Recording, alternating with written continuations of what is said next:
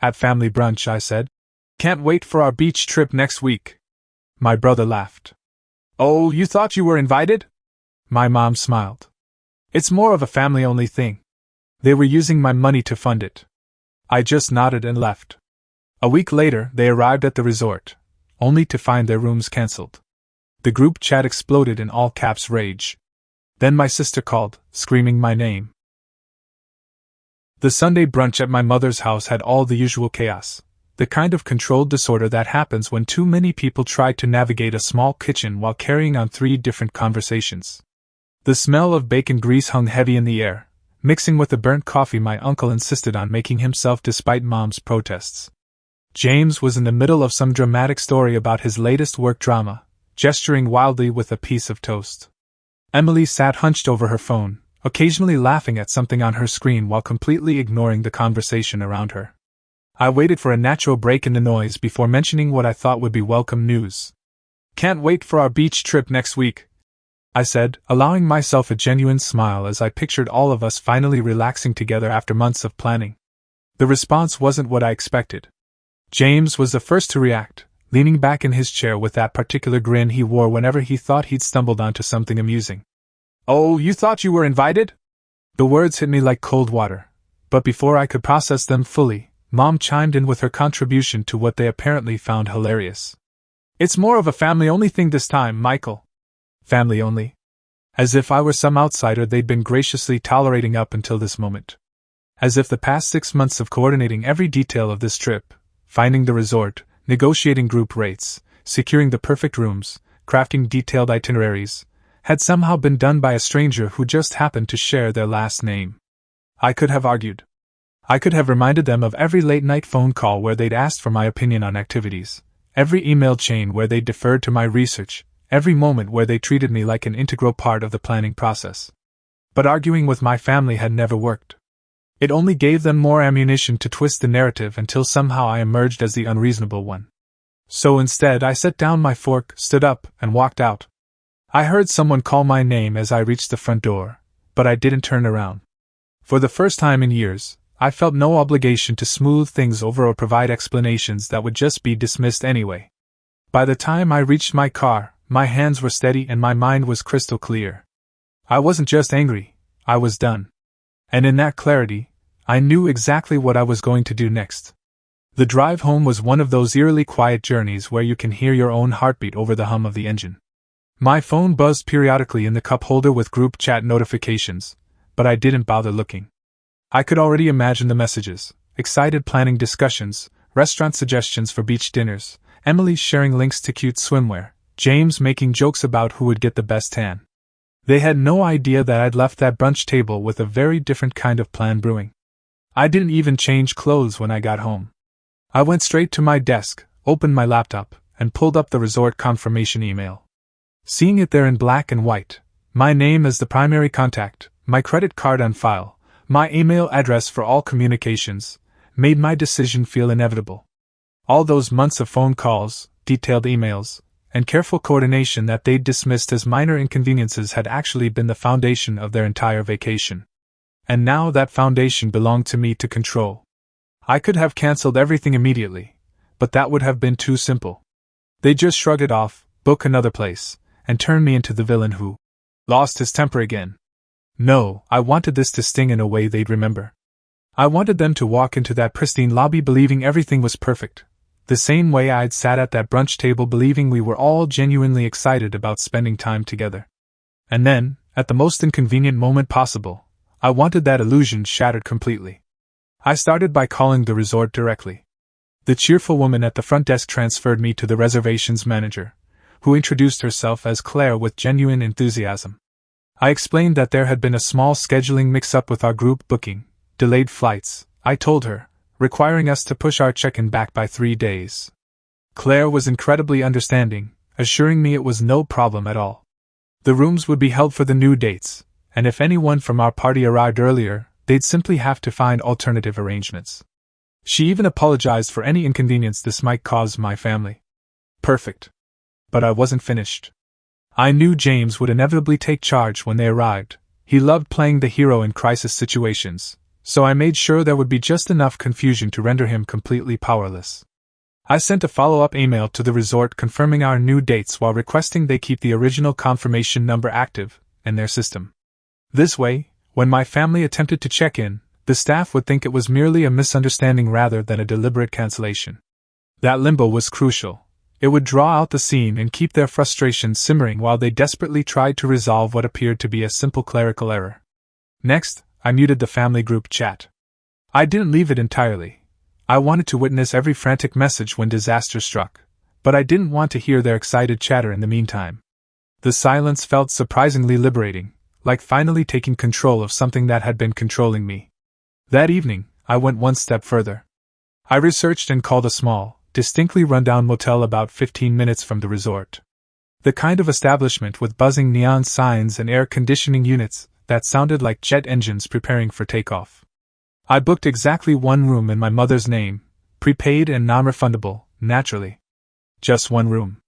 Not nearly enough space for everyone, with no instructions about how it should be divided among them. I knew they'd end up there eventually, crammed together like sardines, miserable and inevitably turning on each other when the discomfort became unbearable. When I finally closed my laptop well past midnight, I felt something I hadn't experienced in years: complete control over my own life. This wasn't just revenge. It was a demonstration of exactly what I'd been worth to them all along, delivered by showing them what their vacation looked like without my invisible contributions. The morning of their scheduled check-in, I woke up naturally before my alarm, the kind of early rising that happens when your subconscious knows something significant is about to unfold. I made coffee slowly, savoring the ritual, scrolling through news on my phone while imagining the scene playing out 2 hours away. By now, they'd be loading their bags into Mom's SUV, probably playing road trip music and laughing about something trivial. James would be behind the wheel acting like he'd personally coordinated this entire getaway. Mom would be in the passenger seat clutching the printed reservation I'd emailed months ago, the one with my name prominently displayed at the top, though she'd probably never bothered to notice that detail. Emily would be sprawled across the back seat, feet propped up, already posting Instagram stories with palm tree emojis and vacation mode captions. None of them had any clue what was waiting for them at the end of that scenic coastal drive. Around 9:45 a.m., my phone lit up with the first group chat notification. I resisted the urge to open it immediately, letting it sit there like a present I wasn't quite ready to unwrap. 5 minutes later, another message appeared. Then another. By 10:30, I had 8 unread messages, which told me they'd arrived at the resort earlier than expected and were currently discovering that their perfect beach vacation had hit its first major snag. I could picture the scene in vivid detail: the resort's elegant lobby with its polished marble floors and impressive ocean mural behind the front desk, a few other travelers waiting patiently in line, and my family standing there in confusion as the polite desk clerk explained that unfortunately, there seemed to be some confusion about their reservation dates. I finally opened the chat to find exactly what I'd expected. James, bro, what's going on? Mom, they say we can't check in until Friday. Michael, please tell me this is a mistake. Emily, this is so embarrassing. We've been standing here for 20 minutes and they're telling us they have nothing available for tonight. Then came the all-caps messages. James, call me right now. MOM, fix this now. Emily, this is insane. We have all our stuff and nowhere to go. My phone started buzzing insistently with James's name. I ignored it. A minute later, it was Mom calling. Ignored again. Then Emily's name appeared on the screen. I let it ring twice before answering, immediately greeted by pure chaos in the background. Multiple voices overlapping, a baby crying somewhere, someone slamming something down in frustration. Michael, what the hell? Emily's voice cut through the noise. They're saying you changed the booking dates. We have the kids, all our stuff, and nowhere to sleep. I didn't raise my voice. I didn't offer explanations or apologies. I simply said, "Oh, you thought you were invited?" and hung up.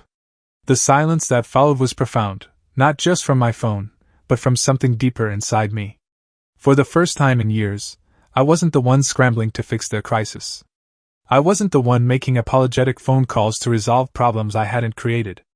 I could imagine them turning on each other immediately in that lobby, James blaming Mom for not double-checking the dates, Mom blaming James for not being more organized, Emily muttering about how none of this would have happened if Michael had just handled the booking like usual. And the beautiful irony was that this was only the beginning of their nightmare. because while they stood there arguing in that pristine resort lobby, they had no idea what their next accommodation was going to look like. By the time they left the resort, the group chat had gone ominously silent for nearly an hour. That wasn't a good sign for them. Silence usually meant they'd shifted into emergency problem-solving mode, huddled together with their phones out, frantically searching for any available rooms within driving distance. I could picture the scene perfectly. Mom in the passenger seat calling hotel after hotel while James drove with that clipped tone he used when stressed but trying to maintain control. Emily sighing dramatically in the back seat and muttering about how this disaster would never have happened if Michael had handled everything properly. What they didn't know yet was that they were headed straight for the Seaview Inn. Or rather the say_V_UI_N, because half the neon sign had been broken for years. I'd prepaid for a single room there in Mom's name with no possibility of cancellation or refund, and definitely not enough space for all of them plus their luggage. The first messages hit my phone when they pulled into the parking lot. Emily, what is this place? James, there's one bed, Mom. We can't stay here. Michael, I'll get us something else. Then Emily sent a photo that made me zoom in with fascination. She'd captured the front of the building in all its sun-bleached, peeling glory. The siding looked like it hadn't been painted since the 1980s, and the curtains visible through the windows were yellowed from years of cigarette smoke. I even spotted a scrawny cat stretched out on someone's car hood, lazily grooming itself like it owned the entire establishment. But then something I hadn't anticipated happened, which made their situation even more deliciously complicated. When they went inside to check in, the desk clerk, an older man with permanent sunburn and a cigarette tucked behind his ear, informed them that their room wasn't ready yet. The cleaning crew was running behind schedule, though I seriously doubted there was actually a cleaning crew at all. Mom tried to push the issue, explaining they had children who needed somewhere to rest. The clerk didn't budge an inch. When she raised her voice, he casually threatened to call the police if she didn't calm down. James had to physically pull her outside before the situation escalated into something that might have involved law enforcement. So there they sat in the parking lot, sweating in the oppressive afternoon heat, perched uncomfortably on their suitcases like refugees waiting for a bus that might never come. And just when it seemed like their situation couldn't get any worse, it absolutely did. A tour bus rumbled into the lot and disgorged about 40 college students, backpackers on some kind of budget summer adventure. They were loud, barefoot, and already cracking open beers before they'd even gotten their room keys. Suddenly, the small strip of cracked asphalt was packed with people dragging coolers and blasting music from portable speakers. By the time my family finally gained access to their room, they had neighbors having a full-scale pre-party in the hallway outside their door. The walls were apparently paper-thin, meaning every shout, every burst of laughter, and every thump of bass from the speakers seeped directly into their space. But the real crescendo came a few hours later when the motel's water system completely failed. A burst piped behind the building, according to the clerk, with no possibility of repairs until maybe tomorrow.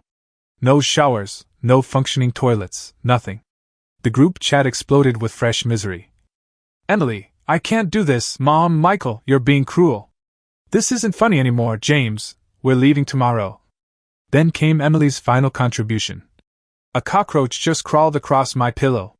I put my phone face down on the counter and went about my evening routine. Somewhere out there, my family was crammed together in a sweltering motel room with no running water, no privacy, and an endless soundtrack of chaos from the hallway. And for the first time in years, I wasn't part of their crisis management team.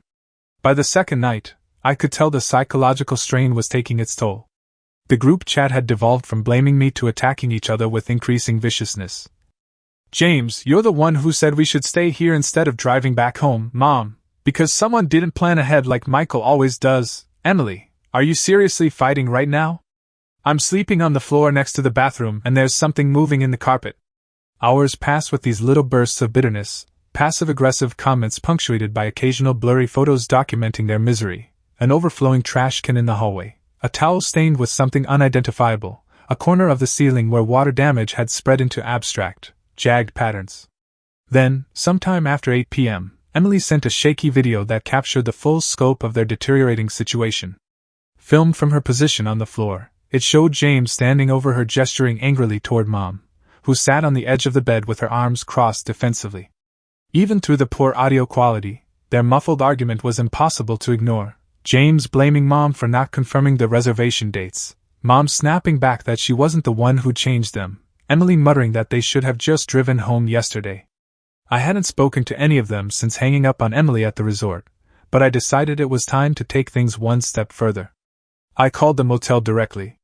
The same gravelly-voiced desk clerk answered, complete with his distinctive cigarette cough. I told him I needed to cancel the room for the following night. He initially said I couldn't because it was under someone else's name, but when I rattled off the exact credit card number I'd used for the prepayment, there was a meaningful pause. "All right, done," he said simply. No warning from my family, no explanation, just a countdown to checkout time that they wouldn't discover until morning. When they were informed the next day that they had to vacate by 11 a.m., the messages poured in with renewed panic. "Mom, what did you do?" "James, this is low even for you, Emily, seriously?" I didn't respond to any of them. Then nature decided to join my campaign. A storm system rolled in off the coast, heavy rain, wind bending palm trees at dangerous angles, thunder that rattled windows. Every hotel they called reported the same thing, fully booked due to other travelers seeking shelter. They tried waiting it out in their car, but the storm only intensified. James suggested driving inland to escape the weather, but Mom didn't want to spend hours on dangerous roads. Emily just wanted to go home. The arguments flared again, louder and more desperate this time, and I could visualize each strained face, the exhaustion, the frustration, the way every small inconvenience had become proof of some larger betrayal. By mid-afternoon, they gave up and began the long, miserable drive home. The group chat went completely silent for the rest of the evening. It was just before midnight when a single message appeared from Mom. "We need to talk." I didn't open it. Instead, I closed the chat, turned off my phone, and went to bed. For the first time in years, I slept without that familiar knot in my stomach, the one that always came from knowing I'd eventually have to fix whatever mess they'd created next. This time, the disaster belonged entirely to them. 2 days passed before I saw any of them in person. Mom sent 2 more texts, James sent 1, and Emily remained completely silent. I didn't respond to any of them, enjoying the unprecedented quiet. Then on Wednesday evening, there was a knock at my door. I knew before opening it who would be standing there. James stood on my porch with his arms crossed, his expression somewhere between exhaustion and barely controlled frustration. Behind him, Mom hovered under an umbrella despite the clear evening sky. Emily had remained in the car, her face turned deliberately toward the passenger window. James started talking before I'd even fully opened the door. "We need to put this behind us. You made your point." I didn't say anything, just stepped aside to let them enter. Mom glanced around my living room like she hadn't been there in years, then perched on the edge of my couch, smoothing her jacket with nervous hands. "We're ready to move forward if you are," she said carefully. But here's the thing, I wasn't ready. Not even close.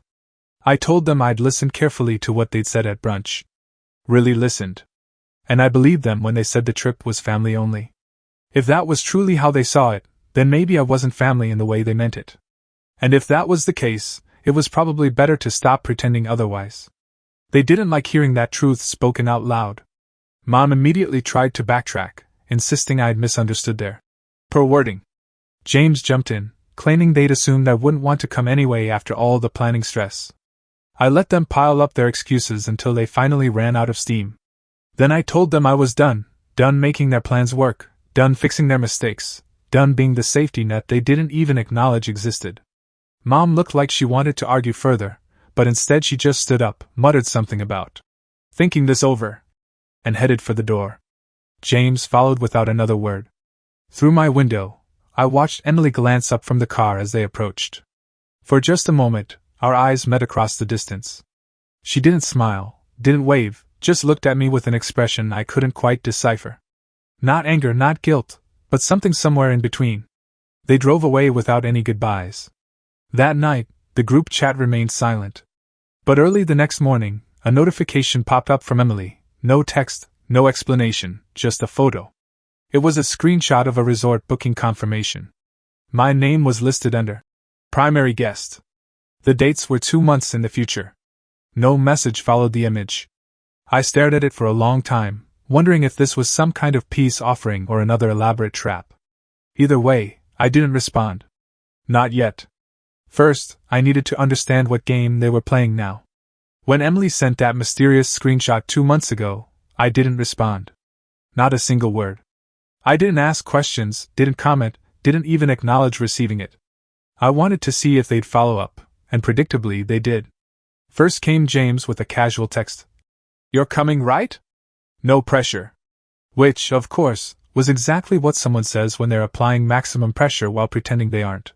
Then Mom left a voicemail explaining how hard they'd worked to include me this time, and suggesting I should consider it a step toward rebuilding our relationship. I deleted it without responding. But about a week before the supposed trip, curiosity finally got the better of me. I wasn't agreeing to go, at least that's what I kept telling myself. But I needed to understand exactly what they'd arranged.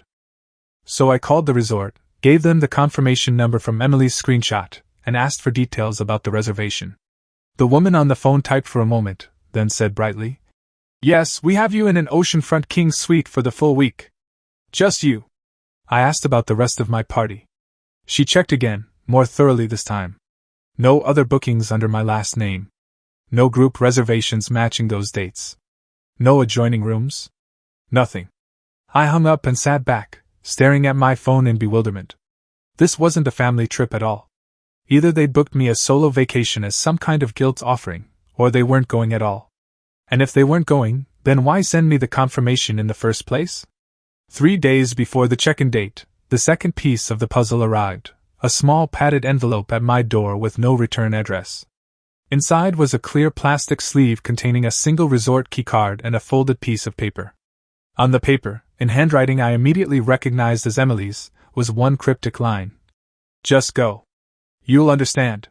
No explanation, no signature, nothing else. I sat there flipping the keycard over in my hands, my mind racing through possibilities. If this was another setup, I'd be walking directly into whatever trap they'd prepared. But if it wasn't a setup, then what exactly was I walking into? The trip was supposed to start in 2 days, and despite every logical reason to throw that key card in a drawer and forget about it, I found myself packing a bag. I drove to the resort without telling anyone, no texts, no calls, no advance warning. If this was indeed a trap, I wanted the element of surprise on my side. The weather was absolutely perfect, brilliant blue sky, warm breeze carrying the scent of salt water, the kind of day that usually made people relax instinctively. I couldn't relax.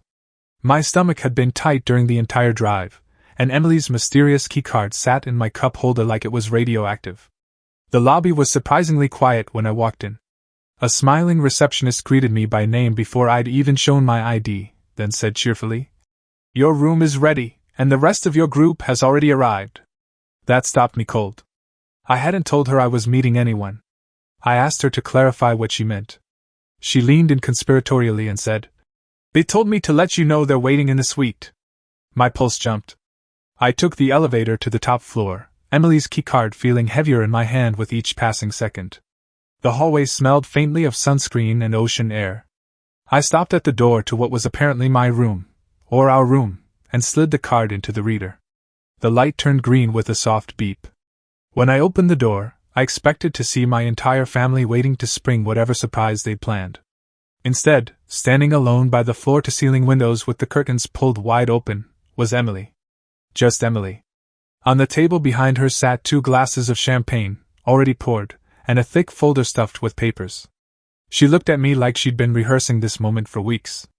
"I didn't bring them," she said simply. "I brought you here to show you something." She slid the folder across the table toward me.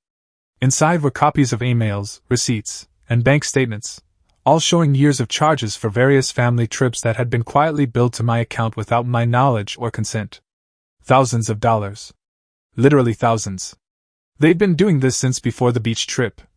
Emily explained as I flipped through page after page of evidence. "I only found out because Mom asked me to help her with some online banking issues. I thought you should see it for yourself." I couldn't speak. I just kept turning pages, seeing vacation after vacation that I'd unknowingly funded while being excluded from the actual trips. Then Emily said the part that made me sit down heavily in the nearest chair. "I'm done with them too." We spent the rest of that evening going through everything methodically. By the time I left the resort the next morning, I had more than enough proof to confront them directly, and if necessary, to take legal action. I haven't decided exactly what I'm going to do yet. But when I do act, it won't be another quiet lesson they can ignore or explain away. After leaving the resort, I spent a full week sitting on the evidence Emily had given me. Emails clearly showing trips charged to my account without consent. Resort bookings, car rentals, even grocery bills from vacations I had never been on. The financial betrayal was far worse than I'd imagined. The pattern stretched back nearly 5 years. I knew that confronting them directly would be useless. They'd deny everything, claim it was a series of innocent mix-ups, or insist I'd agreed to cover the costs, and simply forgotten. That was their specialty, rewriting history until they emerged as the victims of my unreasonable expectations. So I skipped the confrontation entirely. Instead, I made an appointment with a lawyer. We went through every document, every suspicious transaction, every piece of evidence Emily had uncovered. It turned out I had more than enough grounds to demand full reimbursement, and if they refused, to take them to court. The lawyer even mentioned the possibility of filing criminal charges for fraud, given the systematic nature of the deception. A month later, they each received official letters. Not texts, not phone calls, but formal, stamped envelopes from my attorney demanding complete reimbursement within 60 days or we would proceed with legal action. That's when the group chat exploded back to life. "Mom, Michael, this is insane. We're family. James, you can't actually sue us." Emily had left the chat entirely. I didn't respond to any of their messages. 2 weeks into the deadline, James appeared at my door unannounced. He tried to play it off casually, suggesting I'd taken things too far, and that we should work this out like adults. But when I asked if he'd prefer to discuss the matter with my lawyer present, he quickly backed down and left. Mom called twice, leaving increasingly desperate voicemails about how much this legal action was hurting her. I saved them all without listening to a single word.